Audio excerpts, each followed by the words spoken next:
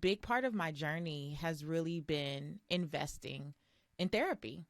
It's been investing in helping me build the mental fortitude by dealing with or processing my childhood trauma. I grew up feeling like the ugly one, right? So in my family, I always felt like the ugliest. I was told, not because I just felt it, I was told that I was the ugly one. So that's what I wore. So when I became addicted to achievement and it was proving my worth, I did that through academics because that's what I could control. Even as a kid, I knew I couldn't control what I looked like.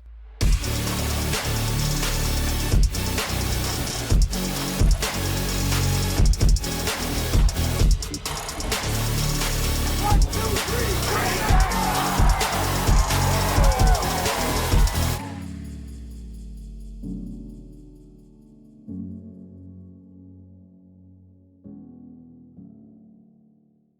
Hey, welcome back to the Off Shift Podcast. I hope you had a great week, weekend, month, whatever it was leading up to listen to this, because you're going to have it even better next about 40, 45 minutes of your life as we get to unpack the heart and the head of an individual who's gone through some interesting, cool things, has battled their own, we'll call it internal things, as all of us humans do, but they found this cool space of wealth. And while we hear wealth and you hear that and go, oh, money, and that's part of the conversation, there's more to wealth than money.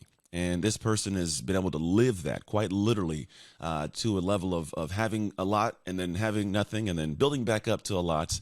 But still in that journey, there's all these things we navigate as humans. When I say a lot, it's wealth of both financial and personal wealth in life. And if you ever want to find out how to do it, you got to learn from those who have crossed those finish lines, who can tell you how to run the race better, because well, they took the potholes, the wrong turns, all that fun stuff, and they get to shortcut the process for you. And our guest today has done that. This person has gone through a lot of ups and downs, but has got to a cool up right now. They've been able to be on multiple international different stages and talk as a speaker. They also have graced the stage and consistently since like 2014, like the Steve Harvey Show, Fox, NBC, you name all the little letters. They've been on all the little letters, and they've shared their heart and their knowledge. And now they're here to share with you in the Off Shift Podcast. So without further ado, please welcome to the show, Patrice Washington. How are you? I'm well. Thanks for having me, Anthony. Well, thank you for joining us. I know that I'm going to get some fun out of this too, because I always try to think about what can I ask this person I want to know. Like seriously, it's like a selfishness to the whole thing, because I'm like, there's a lot of things that, like, we think we know stuff, but we don't know what we don't know. So I'm hoping to unpack some things. Right. So let's start the podcast. It's very simple. I have one question. I don't even know where this question came from, to be honest, but it just was one that randomly came out. I was like, oh, I'm going to keep doing that. Here's the question. I'm walking around town. I sit down in this coffee shop next to this beautiful woman who is you, and you turn and start talking to me for whatever reason. Why should I listen to you? Probably because I'm funny. So the first thing I did was probably say something really crazy that caught you off guard. And then you go, who is this crazy lady? Yeah. And there it begins. I like it. Everything with me kind of starts with a joke, which is interesting because my life hasn't been that funny. When you think about the grander scheme of things. I always say I really feel blessed that I don't look like what I've been through. You know, the old folks used to say, Yeah. I don't look like what I've been through. Mm-hmm. So I would probably start with humor. And then you would learn really quickly, if we went any deeper, that even though I'm known as a personal finance expert, that I'm not really passionate about personal finance just because of textbook. The reason that I do what I do is because of my testimony. Yeah. And as you kind of alluded to, starting off, coming out of college, building a real estate and mortgage brokerage to 7 figures, and then by 25 losing it all in the recession, and going from a 7-figure business to literally scraping up change. Yeah. Being uncertain about if I could feed my newborn baby, chasing the power man down because there was an eviction notice on the door and they were going to cut off the power. And I chased this man down with my baby on my hip saying, sir, if you don't turn the lights back on, my baby's milk is going to spoil. And I do not have $2 to get more.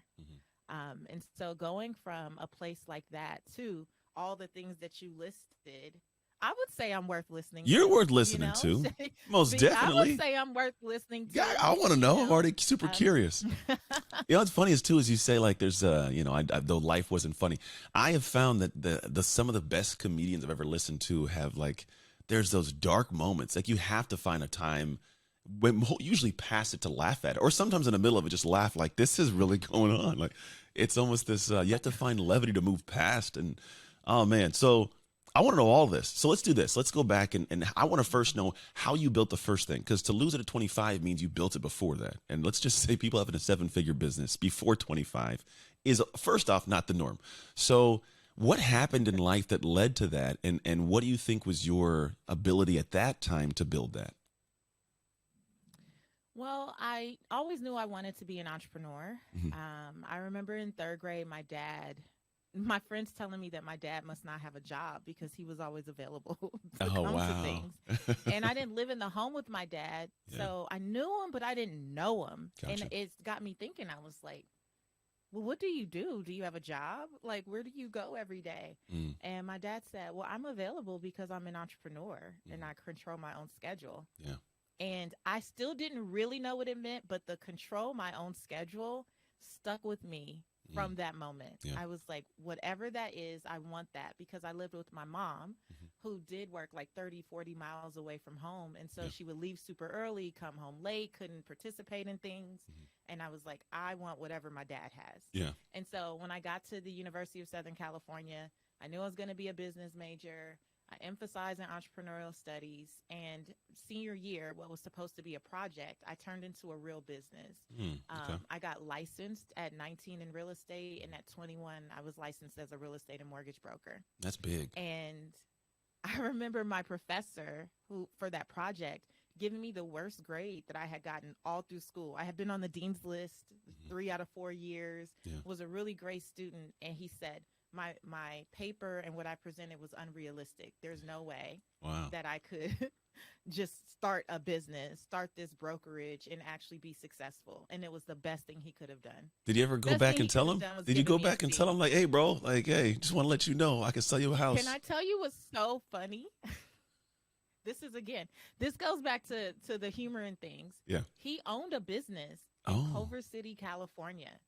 And I remember going to find him a couple years later when I was doing really well. I hadn't hit 7 figures yet, but I Yeah. was doing really well. Mhm. And his business was closed down. Oh. And I was like, now I was not like, it wasn't a funny thing, but it was like, oh, really? A little Right? warming. Like you, sir, had 20 years of real world experience, Yeah. and you talked down to me because I thought I could actually get out there and do something for myself. And I don't know if it was because, I was just young or Yeah. a woman of color. I don't know what his rationale was for that. But Yeah. I did go to find his business and it was gone. Closed down. And Yeah. so, It's got to be a little satisfying. you know. I mean, it's weird because in those moments, like the empath of me goes, yeah, there could have been a multitude of things that made it close down. It just sucks when somebody throws rocks and then their house crumbles. That's like, man, I don't know what It you really did. does. Yeah. I wouldn't wish it on anyone, right? Yeah, Because not just at all. years later, I would be in a similar place. So, that was how I started. That was the start of it all, building this real estate and mortgage brokerage. And I really was able to build it because I love talking. Always got in trouble for talking Same in here. my entire life. I That know the was feeling. like straight A's, but all the notes and comments were like, talks too much, talks Yeah. too much, talks too much. I didn't have So straight A's though. I just talked in- too much. I was in detention. It was always something, right? Yeah. But I used my love of talking to go out and talk to people about home ownership or debt reduction in order for them to buy a home or those types of things. So I was kind of making a name for myself in Southern California, and that is what really helped build the business. Nice. So we would go and just bring people in. Cool. So 25, 16 loan officers and real estate agents. We Wow. finally hit 7, not finally, but 3 years Yeah, I later, get we it, hit yeah. 7 figures. Mhm. I'm thinking this will go on forever. And then Like, I'm tumble, like tumble, tumble. from South Central Los Angeles. Yeah. I'm from Leimert Park. This is not an area where you see people making 7 figures True. or 6 figures or, I mean, if people were making over 50,000, it was a miracle, And so I thought it would go on forever. Well, because, real But estate's then- supposed to be stable, right? It's the most stable thing. And yeah, I get it. Yeah, until that bubble burst. Mm-hmm. And when the bubble burst and we were first starting to hear the news stories, I was actually in the hospital on bed rest. Mm. So I know you're a dad. I am 3. You'll get this. Mhm. 3. 20 weeks pregnant, I fell down the stairs in my home. Scary. And it sent me into preterm labor. That's real scary. And when I got to the emergency room, they said, ma'am, I'm so sorry. This baby is coming any minute now, and there's nothing we can do. That's really premature. And I did the only thing I knew to do. I started praying, and then I called other people who I knew would really pray. And what was supposed to be any minute now turned into me actually being on hospital bed rest for 10 weeks. Oh, it's good. But I made it Yeah. that far, and my daughter was stillborn at 30 weeks. She was 3 pounds, 2 ounces, but she was healthy. Good. And she stayed in the NICU for 3.5 weeks. But while I was in the hospital, the news stories were crazy. Every day, I'm watching the news, and they're talking about this bank closed down and that bank closed down. And my loan officers and real estate agents are calling me freaking out. My client's about to lose their deposit. What are we going to do? Yeah. I need your help. You have to help me craft this deal, because they were used to me being the fixer, but there was nothing I can do. And I'll never forget the day my doctor came in. I was about 5 weeks in at that time, and I'm watching the news stressing out. And she said, we're monitoring the baby on that belt around your waist. And I don't know what you're stressing about, but if you don't stop, you're going to leave here 2 years in a row with no baby. Because the year before I gave birth to a son, same hospital, same floor, same doctor, and he passed away prematurely. Man, we got 5 hours. So much. My heart is extra heavy right now, Patrice. You got a lot going on at this moment. This is first off, it's heavy. Very heavy, very. And the first part of it is I'm a duck and you're a Trojan. That first hurt my heart. So we're gonna leave that. I'm so sorry. But Sorry then, for you, not for me. Yeah, I'm messing with you. The V for victory, right? But no, here's what I first hear in this, and this my brain in these moments. This is why I enjoy these podcasts, because I get to absorb it all, and hopefully ask questions people may not think to ask. But this is where I think people don't grasp is like we talked about, the most successful people have a lot of stuff going on. So you have this dream you've built up way against the odds. My grandma had a brokerage, and it took her a long time to build that. But at 21 to have that's huge. People working for you. Some 21-year-olds are like, Mai Tai, let's get drunk, and they're doing crazy. You got this thing going. You have a child you lose, which I can't imagine that feeling right now. That's the scariest thing in the world. Then you're in a situation where you build this up, and then you have your career that you have in place to take care of this baby tumbling, and you have this baby that might not make it. Like my wife, we had twins, and there's a point in time when her cervix was opening up way early, like 12, 15 weeks, I want to say. We had to get a cerclage, this emergency, pretty much surgery to sew up her cervix, because if not, the kids are coming out and we lose. So I generally get that fear of holy crap. That whole time when she's getting that surgery, I was freaking out inside. So you get through all this, and then in the back end, you do lose it. And most people would lose it. They wouldn't build back up. So I would love to finish, how did that transpire in those moments and go down? And then take me back to now, guide me to this point here. Yeah. So when we finally left the hospital, Reagan had been in the hospital about 3.5 weeks. And I'm finally feeling like she's kind of out of the woods. Good. And get home, open up all the mail that had not been opened for all these months, and also realized that my insurance had dropped me. So you got to pay for the pregnancy? Hospital stay.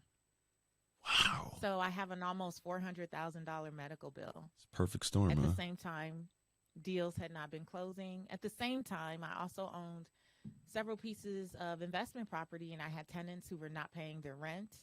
So now I'm also dealing with possible, foreclosure on my primary residence. I'm dealing with all the things. Perfect storm, as you said. And so it came to a head. I floated things for as long as I could for about a year, exhausted savings, laid everyone off, did what I could with different mortgages and car notes and all these things. And it just got to the point where my primary residence just foreclosed. My cars were repossessed, and I literally sold everything I could on Craigslist in 2 or 3 days. I did a fire sale from Friday to Sunday, sold everything we could, and we fled to Metairie, Louisiana. And talk about a culture shock, or just a California there, it's a different place. From one LA to the other LA, it is not the same at all. But we went there because we had a piece of property that we felt like if we put the last of the little savings we kept to the side into it, We could sell it, make the money back, all those things. Well, we had been sending money to a contractor. They were sending us pictures telling us that it was being updated, and we get there, Nothing. and our place had squatters in it. They hadn't been doing a thing. They've been stealing the money. So that takes you to I would me catch a being in that case on apartment. stuff like this. Would be, man, you go there and there's so much going on there. So what do you do So much then? Like, going you on. show up when your house isn't done. Like, do you go after them? Have that ever been rectified? Never saw them again. Never heard from them. Never got an answer. Nothing. People suck. And we end up in this teeny tiny apartment, 600 square foot apartment in Metairie. And, the day that the power man came and I had to beg him to turn the lights on, that same day, my husband took my daughter on a walk later on that day. And I remember just getting in the mirror, Anthony, and being like, God, okay, now I've tried to stay strong. I've tried to stay positive. I've been we're going to make it. We can do it. I've tried all the things, and I'm tired. Yeah. Like, I'm just tired of everything that I tried failing. Yeah. And I was in the mirror, and I was just talking to God, and then I start crying, and then I start bawling, and then it turned into that snotting. Yeah. I don't know, Anthony, if you've ever had a good snot. Oh, I've had one. Yeah, man. I've Bawl. had a busted life here and there. I for sure had some of those moments. Yeah, that ugly cry that literally dropped me to my knees, forehead on the linoleum, like, God, please, you got to tell me something. And I heard what I call or reference a still small voice, and it really nudged me to get my Bible, and I ended up on the scripture Proverbs 17:16, and it said, "What good is money in the hands of a fool if they have no desire to seek wisdom?" It was, what good is money in the hands of a fool? They have no desire to seek wisdom. And there was just something about that. I used to read Proverbs all the time, like every day, but when you read something at a different moment in your life, different it hits years. different. No, 100% different It years. just hits completely different. Yeah. And that was the catalyst. Like, there was something about that scripture that made me really start to examine what I had been doing, like how I've been living my life. And it was the first wake up call for me that I had a lot of knowledge and I was confusing that with wisdom. So yes, it was easy for me to get certifications. Yeah. Yes, I could grasp education. I loved information. We live in information gathering, like, we're information gatherers all day right? long. Not Too much. Not necessarily people who will implement. True. Some people think that just gathering information is enough. Yeah. But wisdom is knowing how to apply it, when to apply it, with whom to apply it. And it was like a wake-up call that I knew a lot of things, and I was so used to being the one that people came to that I didn't necessarily know how to ask for help. I didn't know how to go to others for wise counsel. And I didn't always know how to apply all the crap I took in. It's big. I didn't know what to do with it. And so I had heard things, but I was so ashamed by my circumstances that I wouldn't talk about it. I wouldn't ask people for help. I didn't really seek out resources or support. And I waited until our backs were all the way up against the wall to finally go out and get help. Okay, like, I got to do something. That's big. And that was the wake up call for me. I like it. And It's a I'll big tell part. you what my first grade teacher, Ms. Boynton, told me. Again, talks too much, always the kid raising their hand, looking for validation in being smart, right? Back then. And Ms. Boynton said, Miss Cunningham, which was my maiden name, she's like, Miss Cunningham, when you know something, it's not good enough that you just know for yourself. You have a responsibility to teach your friends. It's like, fine, you know it, but if all your friends around you don't, why aren't you helping them? Yeah. Like help them get the answer. Don't just want to always have the answer. Yeah. And that stuck with me, from first grade to this day. And I remember being in that moment in that teeny tiny apartment and going, how many people think that this is just about, like, chasing money? Everybody, Like, we don't unfortunately. seek wisdom. Yeah. Yeah, it's like we don't really seek wisdom. Like, that's why my Instagram name to this day is Seek Wisdom. Like, it's that reminder every day to seek wisdom. It's not enough to just want to chase money and think that, oh, if I go for the bigger, the brighter, the bolder, the better. Yeah, like, you can gather all the information in the world about that, but there's going to be a disconnect, right? If you don't truly have the wisdom, if you're not seeking the wisdom for how you should apply it to your life, because not all advice is really in alignment with the assignment you've been given. True. So just because you know it doesn't mean you know everything. that it actually applies. It's It doesn't something mean you know everything. I tell my son all the time. I'm like, dude, you're about to go into this world and learn things I don't know. It's a great book. You ever read Outwitting the Devil, Napoleon Hill? No. Ooh, it's first No, off, let me don't write read that it. down. You got to listen to it in an audiobook. It's like this amazing interview, and it's creepy good. It was written in like the 30s, and it holds almost like eerily, cannily, very good for today. It's pretty much Napoleon Hill having a conversation with the devil, but it is so weird how like the first couple chapters will blow your mind. So just I put on an audiobook. Go if you run and listen like anywhere you go. Go pop this on. It screwed with my mind in a very good way when I read it like last year. But one of the parts he talks about is how like the fools. He talks about these fools and these idiots. You know, they'll think they have intelligence. That's what they need. But wisdom takes time. It's kind of like wisdom is aged intelligence, like aged information. Ooh. Like it takes time to build and experience and go take a look and go, oh, that's how everything connected. And so I love that you're talking about this wisdom thing because that's what I tell my son. I go, hey, dude, you're going to go and learn a lot. But don't think because you know a lot when you come home like I'm stupid. Like I've got a lot of years of letting this stuff age, dude. Like, so you're going to know things. That is so good. But I told him now. So like later on, he knows, oh, okay, Dad did say that a long time ago. Like there's more you don't know than you don't know, bro. So there's this whole dynamic there. So you go to this stage of this is the moment. And I love that you surrendered because I think that is one of the hardest things for most people to do is admit I am struggling. While we'll all be like, I'm not perfect. The moment somebody shows you're not perfect, you go, wait, yeah, I am. And so no one will step in and actually receive. So who did you go to then? Right? Because then now you're like, okay, I got to receive. I go to God. What was there an earthly individual you went to and said, look, here's what's got going on. Like, and then got this, like the wisdom from there. Like, what was the next step essentially?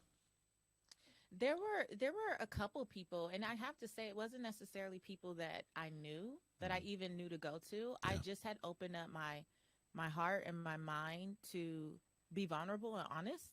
So when I met people, I would just be straight up like that we would be because I looked good, right? Like so I always looked well, so people didn't assume anything was wrong. So it's not like people were like offering up services or support or something. But I would get into conversations with people. I met people in real estate when I was in Louisiana, and I would just if we got into a good enough rhythm of a conversation, I go, well, actually, let me tell you where I am. Here's what I used to do in California, and I'm not sure what I'm going to do here, but this is what I feel in my heart. And people would go, oh, maybe you should look up such and such, things I had never heard of. Yeah. Or maybe, have you ever thought about this? And they were just like people that I never met again, that I never saw again. I think little angels along the path. God dropped out just there. would drop little crumbs, and I just kind of followed the crumbs. I call them God wings, right? Like I think that have led me down this path. I remember being in a Starbucks in Metairie and seeing these women with their babies at a table. And I was not there for coffee. I didn't have coffee money. I was there. I stopped to get water. And I looked over at them and I was like, oh, it's a mommy group of some kind. And I was there with no friends, no family, just the three of us, my husband, daughter, and I. Yeah. And one woman comes up and she's putting stuff in her coffee. And I go, oh, are you guys like a mommy group? Do you guys meet up? I have a baby. And I'm talking to her. She goes, no, we're mom bloggers. I had never heard the term bloggers in my life. Interesting. I ran a brick and mortar company at that time. So you're talking like 2008-ish, 2009? Yeah. I had never heard the term blogger in my life. And so I think back, right? When I had that bathroom floor moment and I felt that like, well, other people must need to know this, right? It came to me. I was like, oh, I wasn't interested in like being a mommy blogger, but I'm like, surely I could talk about finance stuff because I like that stuff. Yeah. Right. And so that term blogger, I put it in. I had never heard of it. Freaking put it in. Yeah. And I was like, oh, I started this free, ugly blogspot.com that's remember still those. up to this day, Anthony. Yeah. Yeah, you remember that? Yeah. It's up to this day. It's totally ugly. I don't know what I was thinking when I chose the colors, Well, you gotta start all that somewhere. stuff. I was just committed to like reading Proverbs every day and pulling out a money or a business lesson. And that was literally how I started. And there another angel. I have to tell you about this God wink because I still believe like wouldn't be here. I didn't even know how it worked, right? I would make the blog post and I didn't know how to blind copy. I didn't know that was a thing. I used to just spam all my friends and family Yeah. like, "Hey, I wrote this thing." Hmm. And at first it was cute. People would respond and go, "Oh, like this was so good. Thank you." And then as the weeks went on, I was super committed and I would do one every week. And then I would ask my mom if she read and she's like, "Oh, I didn't really have time. I was at work." And then, okay. And then I asked my husband, "Did you read this week? It was so good." And he's like, "Ah." I'm like, "We live in the same teeny tiny apartment. Yeah, How did yeah. My you wife's not the same have way. time to read?" Yeah. Yeah, he's like, No." And I remember being so discouraged and thinking I was wasting my time. Yeah. And I was like, you know what? I need to get on LinkedIn. That was new. I was like, I'm going to get on LinkedIn and I need to find a job and be a responsible adult. I had been looking for jobs, but I just, couldn't find anything Yeah. at that time. And maybe some weeks went by, several weeks. I hadn't made a post. I was really discouraged. And a gentleman emailed me out of the blue, didn't know who he was, Yeah. emailed me and said, "Hey, I hope you're okay. I've been reading your blog And I'm missing them. and it's really good. I just want to make sure that you're okay." Oh, wow. And I was like, "Who is this stranger? Like stranger danger. Who is this person?" It never dawned on me that Other people. strangers would even find it. I was Yeah. just I was just concerned about sending it to friends and family. Yeah. And that was the first day I was like, let me dig around more on the back end. Mhm. So then I learned to like go look for analytics and I'm like, people were reading. And I Wow. had comments that needed to be approved. I didn't know I that. didn't know they were there. Right? I That's had no crazy. idea. And that was the day I decided an audience of one is still an audience. Boom. Like, even if I'm just writing for this dude, I'm Yeah. never going to stop. That's an awe And shift that got me moment. back into writing. I love it. I And love got that. me to the other sites and then magazines and then radio and then Yeah, television built and built. all those things. See, we're always that's looking what for the took awe that. shift moments. And while some of them are tough, like you've heard multiple in your story, like that's also one of those. Because there are a lot of people that they don't have, like they stay discouraged. Like to be quite honest, my point in time years ago, my gym business after the NFL came home and it was looking 9 months in at bankruptcy. And my wife and my best friend, the two closest to me, were like, chalk it up. Dude, chalk it up, take the L, take the bankruptcy, build out of it, go get a job, man.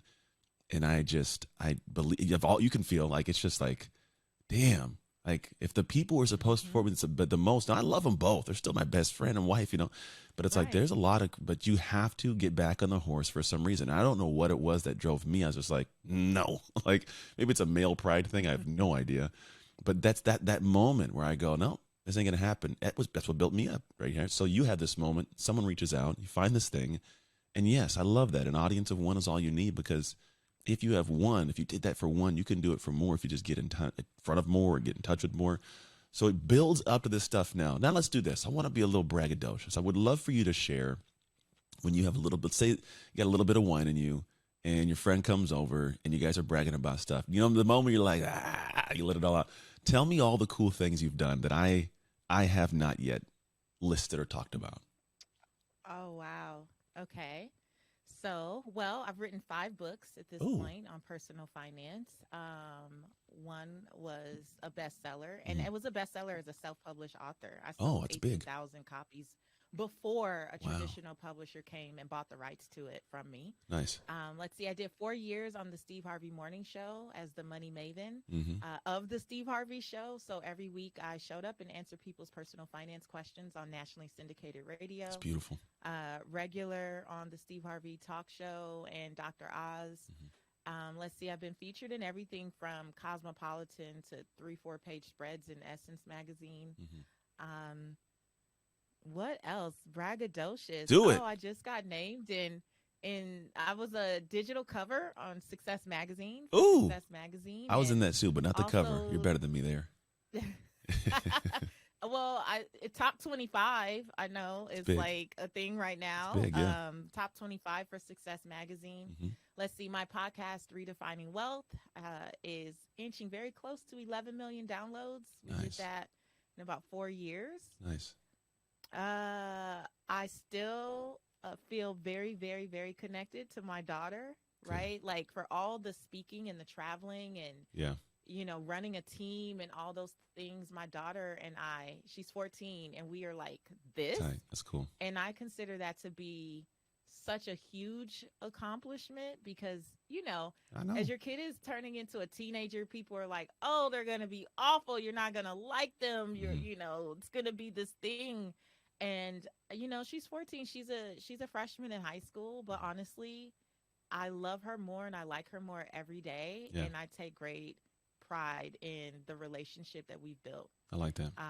and how close we are. And, yeah, I mean, those That's are a bunch some of of the cool things. things. I love that you got to the point of the family thing because I have a 17-year-old son. He'll be in college next year, which is incredibly weird for me. And then I have Woo, twins that are that's 12. weird. Isn't that weird? He's about, oh, it's nuts, but the same. Like he's a great human being. And you're right. People are like, Yeah. oh, the teenagers. And you do see it. I think it's just a matter of like there's not this separation of I don't know who he is or what he likes. I probably go back to his room 4 or 5 times a day when he's here just to bug him, talk, sit on the couch, and just to hang out. But like he's a good guy. Like for his birthday, turned 17, he had a choice: go with his buddies somewhere or go with the family to like Disneyland. He chose the family in Disneyland. Like, all right, man, this is my guy. And no, I agree. I think that's a beautiful thing because most people they do it. The things I talk about are identity, which really is about capacity. And I really want to have a conversation. I think there could be some great depth of value for people, but it's like it's an expansion of capacity that's allowing most people to have success. Like you said, people don't, they buy the books, they go to the seminars, they take the notes, they never open the books, never open the courses, never reopen the notes, and they go back to their life and they do the same thing over and over again, having invested something that could be great for them, but there's a capacity issue. They don't have the capacity to handle the hardship, to navigate the hours, to mentally focus for multiple periods of time, to do what they have on their calendar, right? So they get in and they get out because like the brain can't, it doesn't have the capacity. And I love that you're saying like, I had the capacity to create, which is huge, right? But I know at every level there was something new that tugged at you, but you normalized to it and kept going and kept going. That's how you get to the level you did. It's not accidental. Success is inevitable when you can expand. But then you were able to also have the capacity for family, for marriage. But I think all that success with any of that out of whack, it's lackluster. It sucks. I've lost my family, so I know that feeling. Yeah. When you go through like looking back at all this stuff through a filter of capacity, we'll call it, were there times where you felt like super stretched, maybe super scared, maybe not even, let's say, credible for the next stage, but you stepped into it? Because I think that's what I'd like to have as thought around is people realizing when I go higher, right, I never go like, you got this 100%. I'm like, I got 85. But like, Right. what was your journey with that A to step strong in? 82. You know what Yeah. I'm saying? So in my community, I call it the 6 pillars of wealth. And I Okay. think these are the things that have helped me build the capacity, right? I would say, first of all, many of us are praying for things that we, to your point, don't have the mental capacity to receive or sustain. Hmm. And a big part of my journey has really been investing in therapy. It's been investing and helping me build the mental fortitude by dealing with or processing my childhood trauma. Because what I didn't share in some of the earlier story is that I grew up feeling like the ugly one, right? So in my family, I always felt like the ugliest. I was you told, not because I just felt it, I was told that I was the ugly one. So Hmm. that's what I wore. So when I became addicted to achievement and it was proving my worth, I did that through academics because that's what I could control. Gotcha. Even as a kid, I knew I couldn't control what I looked like. Hmm. And so I always think about had I not really invested in therapy or personal development or the support to like really build my confidence in like it is what it is. You are who you are. Like you still have to stand in this and like own your features, own what you look like, make Yeah. the best of it, like all these things. How could I really walk in what I was being called to do? Because now, I look back over my life and I'm like, okay, you're on these stages. And you know how it is as a speaker, especially when people are not coming to for you. Yeah. They came for the other people on the Like, ticket when are you gonna and get now off the you're on there and they're stage? like, Yeah. who are you, right? It's like opening And like a so comedy act. right? So now I'm on the stages and my face is all on all these books or Yeah. I'm on national television and I realized had I not gone and dealt with my childhood trauma, there's no way that I really would have the capacity Yeah. to be who I am and to do what I was called to do. And that's a part of I believe of why so many of us are constantly gathering information right? Because we think that the more information we have, that's the thing that's going to finally make us credible. Mm-hmm. And so we spiral in these cycles of confusion, and I can't start because I'm still confused, and I can't go to the next level because I still need validation with this, or I still need that. And someone said it on my podcast, Monique Coleman, from High School Musical. She was on my podcast and she said, your business is only going to grow to the extent that you're willing to heal. Mm. And I think the same thing with personal finance or anything else you want to do. It's only going to grow to the extent you're willing to heal. And so for us, we say that's a part of the first pillar, right? When we talk about building the capacity to achieve success or do whatever you want to do, it's about being mentally and physically fit, period. I like that. I mean, it's true. I believe it too. I mean, I look at the times whenever I've had like funky windows of time in my life, it's when I was the most out of shape. And it trickles into the mind too. When you look at yourself and you're like, then you can't show up in powerful ways for the world because you're putting yourself out there knowing that there's an imposter that didn't do the thing that you're telling them to do.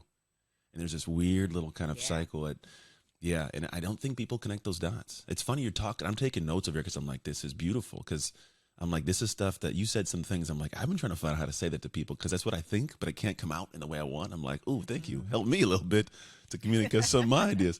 But it's big, I think, that you 100% have to push yourself, because I think there's a connection, we'll call it, from mental capacity to physical capacity. I think when we can push ourselves, because it is mental and the physical, when I can push myself to a higher level that I didn't think I could, hit that weight, hit that time, lose that weight, gain the strength, whatever it is, I go, wow, okay, I got this. And that confidence you can borrow to press into the next stage of life. I did read one thing, and you don't know this, but I know this, and I like that you said this. Whenever I listen to music when I work out, I call it baby making music. I can't do fast paced music. For years, I owned a gym for like 6 years before I sold it. And I was never allowed to touch my radio in my own gym, because I would put on like 112 and Donnell Jones, and they're like, what are you doing? I'm like, whenever I listen to this fast-paced stuff in between sets, my heart rate's all crazy. I feel like I got anxiety. But if I listen like to some good 112, man, I could hit the weights and I can kill my. But then in between, I can recover and I'm calm. And I go, so I'm in there singing songs. Like, what's with you? So I love that I saw that. Too. Yeah, I love to listen to 90s R&B while I work out, and early 2000s. Boom. And isn't it funny? Now I'm listening to things that I listened to as a teenager, and it's just now hitting me. Like some of the innuendos and stuff. Oh, it's I'm bad. Like, is that what they meant? Oh Yeah. my gosh. What was I saying at 14? I was totally inappropriate. Yeah. But yeah, I love it. Yeah, that's weird, man. The world changes and progresses. So we got pillar one, and I don't want to go into all the pillars, but I do know you have programs and books and things where you teach all this stuff. And also you talk about the podcast and all that kind of stuff. So as you start looking at the next stages for you, you've obviously accomplished a whole heck of a lot. But if you're like what I think you're probably like, which is the majority of entrepreneurs, there's still that hustle demon that has to be fed. That little monster that's like, I got to create. I have this tell me this, do you feel like fulfilled and at ease and almost like a draw, like to the point of like working? Is there a part where you're like, I got to feed that monster? I'm actually in a season right now where my life is about scaling joy.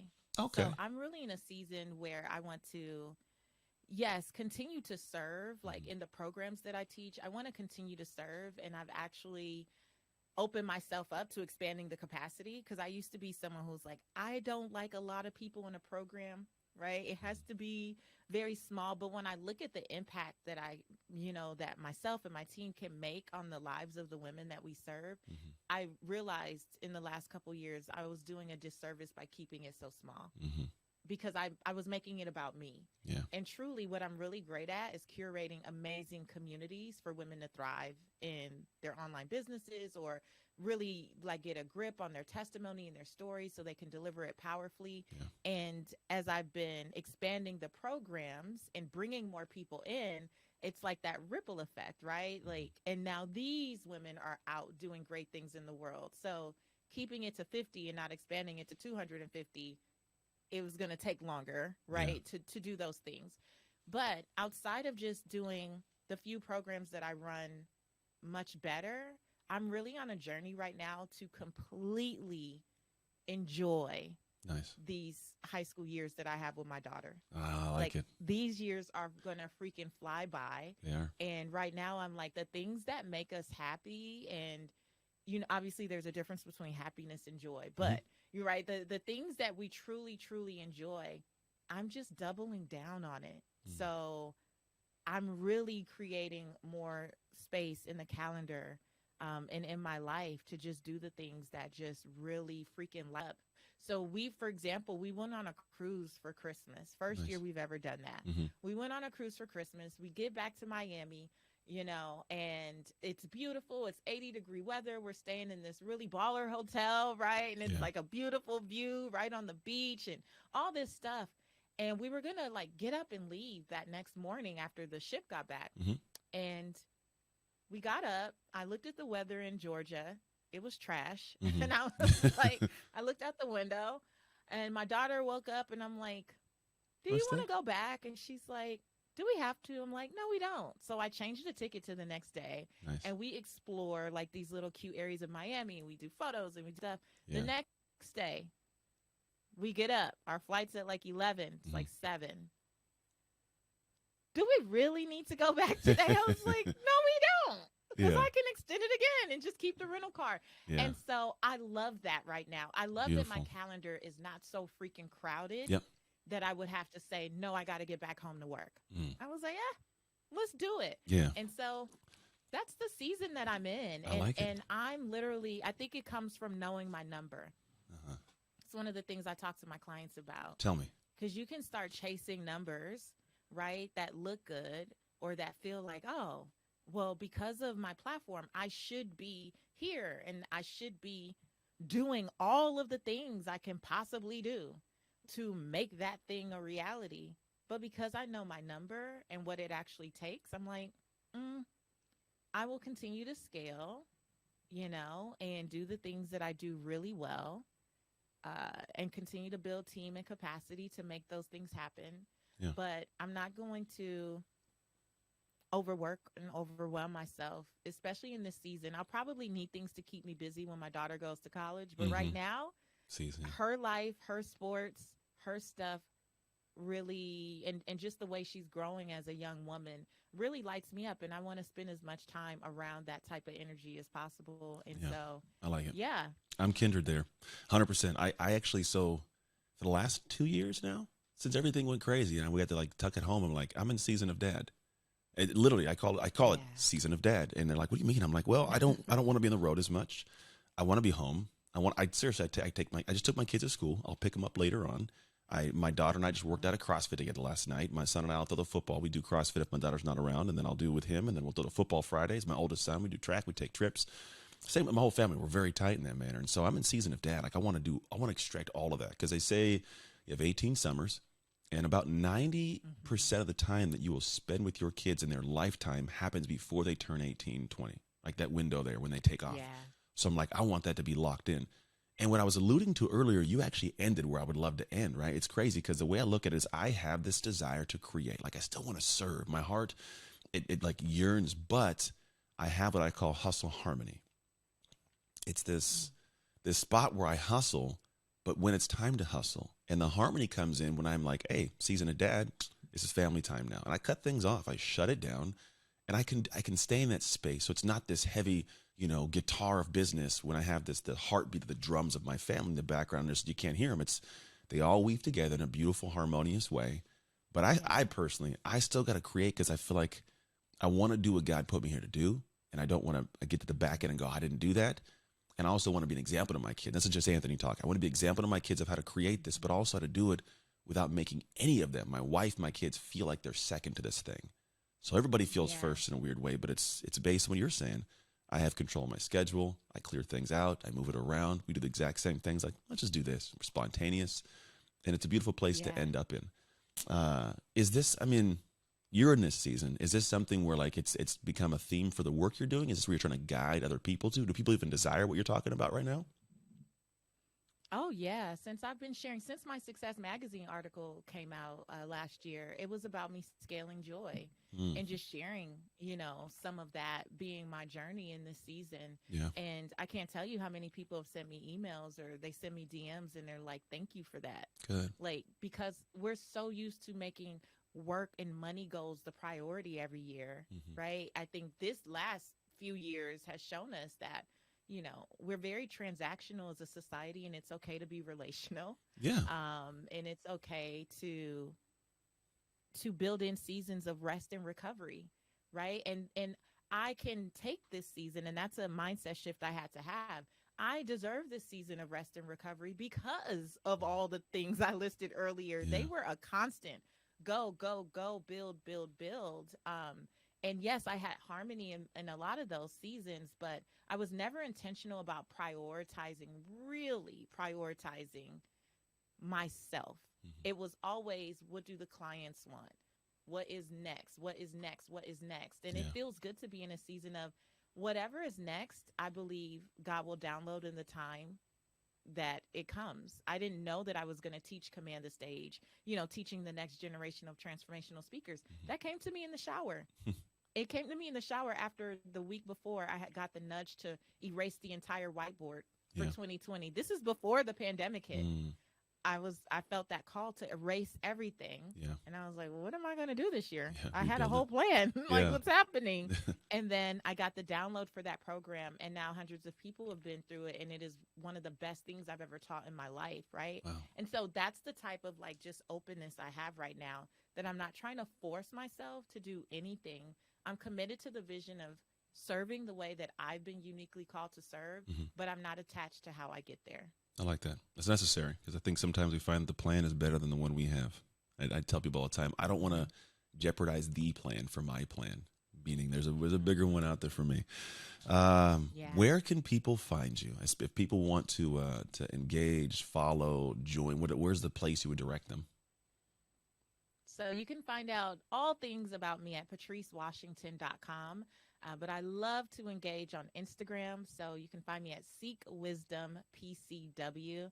And just let me know that you heard me here on the All Shift podcast so I can thank Anthony. Awesome. I appreciate that. I have a final question if you're ready for it. Mhm. Here we go. I'm just joking, not that crazy. Here it goes.